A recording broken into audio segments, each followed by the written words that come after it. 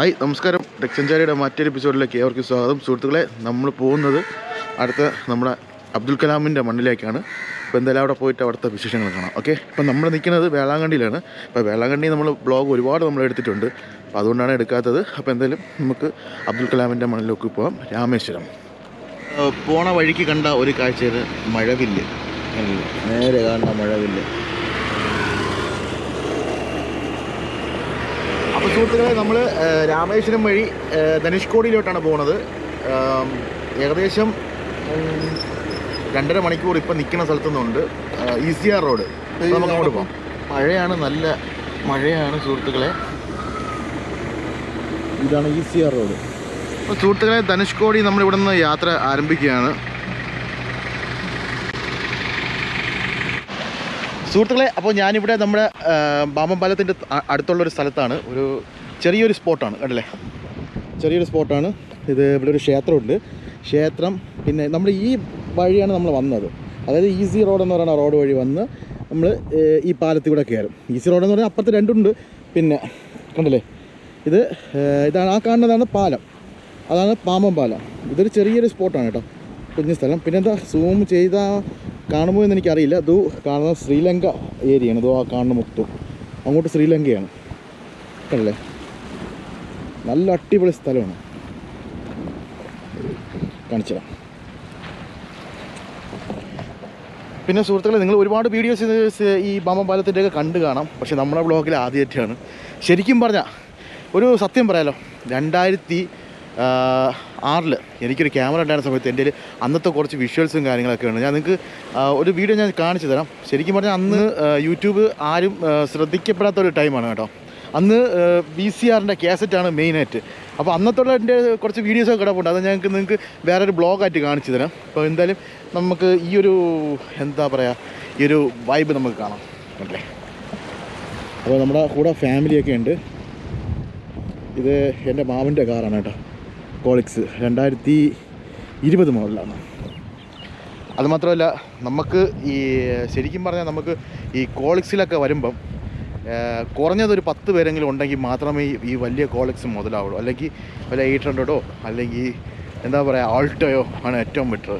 ഞങ്ങൾ വേളാങ്കണ്ണിക്ക് പോയ സമയത്ത് എനിക്കൊരു മാക്സിമം കൂടിപ്പോയ 4000 രൂപയ്ക്കകത്ത് പെട്രോളായല്ലോ. ഇതെനിക്കൊരു 10 രൂപയ്ക്ക് മുകളിൽ ഡീസൽ തന്നെ ആയിരിക്കും. ഇനി അങ്ങോട്ടാവും. അപ്പോൾ ഓക്കെ സുഹൃത്തുക്കളെ, അപ്പം നമുക്ക് കാണാം. കടൽ 2-3 കളർ, മഴ സമയമായതുകൊണ്ടാണ് തോന്നുന്നു 2-3 കളറായിട്ടൊക്കെ തോന്നുന്നു. ക്യാമറയിൽ എങ്ങനെയാണെന്ന് എനിക്കറിയില്ല. ക്യാമറയിൽ എങ്ങനെയാണ് ഇതിൻ്റെ കാര്യങ്ങളൊന്നും എനിക്കറിയില്ല. ഒരു ഞണ്ട് പോകുന്നു സുഹൃത്തുക്കളെ, കണ്ടല്ലോ, ഒരു ഞണ്ട് പോകുന്നുണ്ട്. അപ്പോൾ അതിനകത്തൊക്കെ ഞണ്ടുണ്ട് കേട്ടോ, ഞണ്ട്.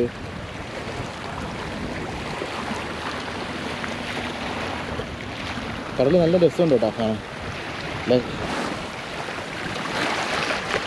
പക്ഷേ ഇപ്പം നല്ല മഴ സീസണാണ്, തിര ഇങ്ങനെ അടിച്ചുകൊണ്ടിരിക്കണം.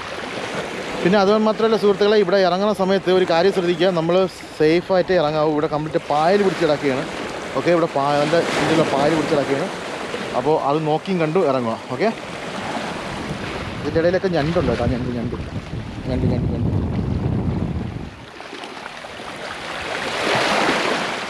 പിന്നെ അത് മാത്രമല്ല, വേളാങ്കണ്ണി പള്ളിയിൽ കടൽ എന്താ പറയുക, ഭയങ്കര ശക്തമായിട്ട് തിര അടിച്ചുകൊണ്ടിരിക്കുന്ന സമയമാണ് കേട്ടോ. ആരും ചെന്ന് ചാടാതിരിക്കുക. ഞാൻ അതിൻ്റെ ഒരു വീഡിയോ സെപ്പറേറ്റ് ഇടുന്നുണ്ട്. ചിലപ്പോൾ ഈ ബ്ലോഗിലായിരിക്കും, ചിലപ്പം ഈ വീഡിയോ എഡിറ്റ് ചെയ്യുന്നതിൻ്റെ അടുത്ത ബ്ലോഗിലായിരിക്കും. കാരണം അത്രയും ശക്തമായിട്ടുള്ള മഴയാണ് കേട്ടോ.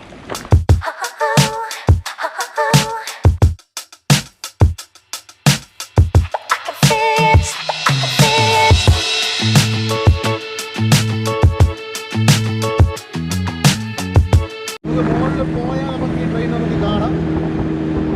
ട്രെയിൻ ഭയങ്കര ബുദ്ധിമുട്ടിരിക്കുകയാണ് സുഹൃത്തുക്കളെ.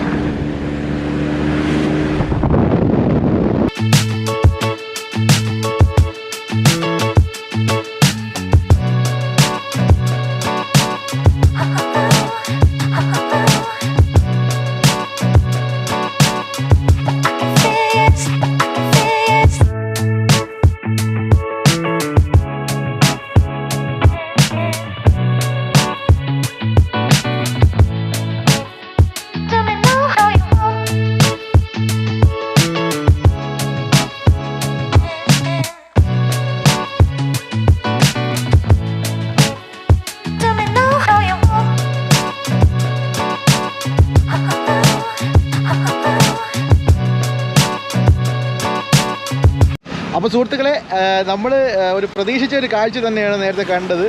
ട്രെയിൻ വന്നുകൊണ്ടിരിക്കുകയാണ്, പയ്യെ പയ്യെ വന്നുകൊണ്ടിരിക്കുകയാണ്. കണ്ടില്ലേ പാമ്പ പാലത്തിൽ കൂടെ. ഏകദേശം ഒരു 10-15 വർഷങ്ങൾക്ക് മുമ്പേ വന്ന, 15 വർഷമാവും അല്ലേ അടി? 15 വർഷം മുമ്പേ നമ്മളിവിടെ ഒരു വന്നായിരുന്നു. അന്ന് യൂട്യൂബൊന്നും വലിയൊരു സംഭവമൊന്നുമല്ല.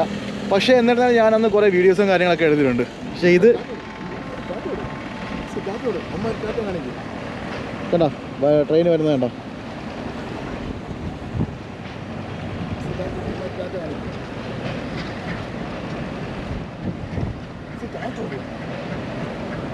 പിന്നെ അവന്മാർ ടാറ്റ കാണിക്കാൻ തന്നെ പോരുന്നു. ടാറ്റ കാണിക്കാൻ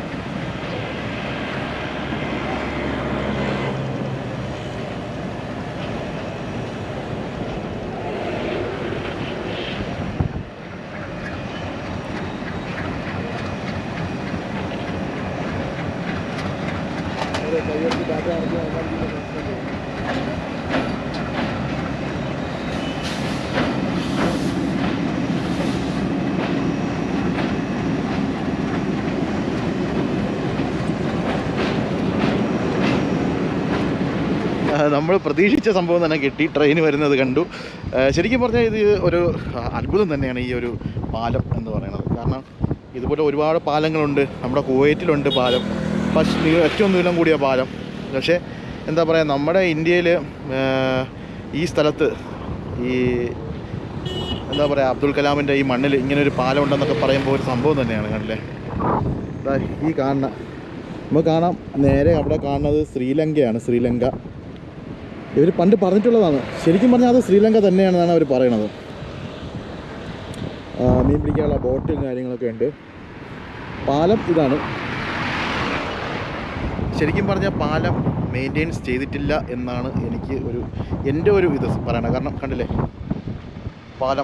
പാലത്തിൻ്റെ അവസ്ഥകളാണ് ഇപ്പോഴത്തെ അവസ്ഥകളാണ്. ശരിക്കും ഇതിൻ്റെ മെയിൻ്റെനൻസ് കറക്റ്റാണ് പോകുന്നില്ല എന്നാണ് എൻ്റെ ഒരു വിശ്വാസം. സുഹൃത്തുക്കളെ പരുത് വേണോ? പരുത്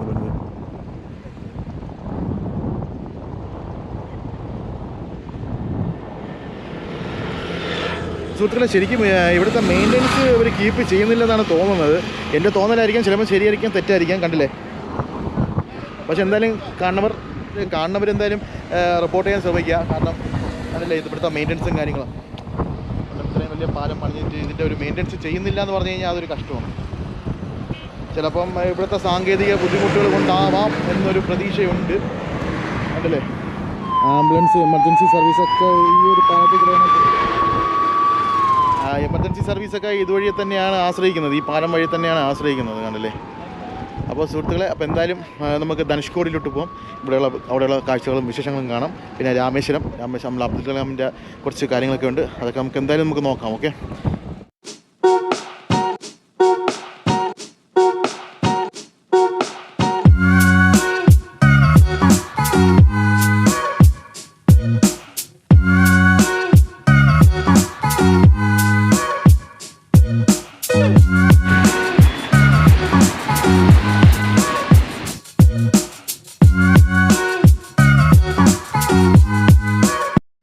അപ്പോൾ സുഹൃത്തുക്കളെ, ഈ കാണുന്നതാണ് നമ്മളെ ഷിപ്പൊക്കെ വരുന്ന നേരത്ത് രണ്ടായിട്ട് തുറക്കും. കണ്ടില്ലേ? ഷിപ്പൊക്കെ വരുമ്പോൾ രണ്ടായിട്ട് തുറന്നു കൊടുക്കും. ചെറിയ ചെറിയ ബോട്ടുകളൊക്കെ ഇതിനകത്തൂടെ പോകും. കണ്ടില്ലേ? ഇതാണ് പാലം. അപ്പോൾ നമ്മൾ കണ്ട ട്രെയിൻ ഇതുവഴിയാണ് പോണത്. അതുവരെ വേറൊരു ട്രെയിനിൽ പോകാനുള്ള പാളം ഇട്ടിട്ടുണ്ട്. പക്ഷേ പണി കുറേ നാളായി നിർത്തി വെച്ചിട്ട്. കണ്ടില്ലേ? പണികൾ അവിടെ പുരോഗമിക്കുന്നതേ ഉള്ളൂ. അപ്പോൾ കണ്ടല്ലോ സുഹൃത്തുക്കളെ, ഇപ്പോൾ ഇത്രയേ ഉള്ളൂ. പിന്നെ ഇവരുടെ ബോട്ട് മീൻ പിടിക്കാനുള്ള ബോട്ട്. പക്ഷേ ഇവിടെ നിന്ന് ക്രോസ് ചെയ്യുമ്പോൾ നോക്കി ക്രോസ് ചെയ്യുന്നതിന് പണി കിട്ടും കേട്ടോ. ഇതാണ് മീൻ പിടിക്കുന്ന സ്ഥലങ്ങൾ. കണ്ടില്ലേ? ആണ് മീൻ പിടിക്കുന്ന സ്ഥലങ്ങൾ.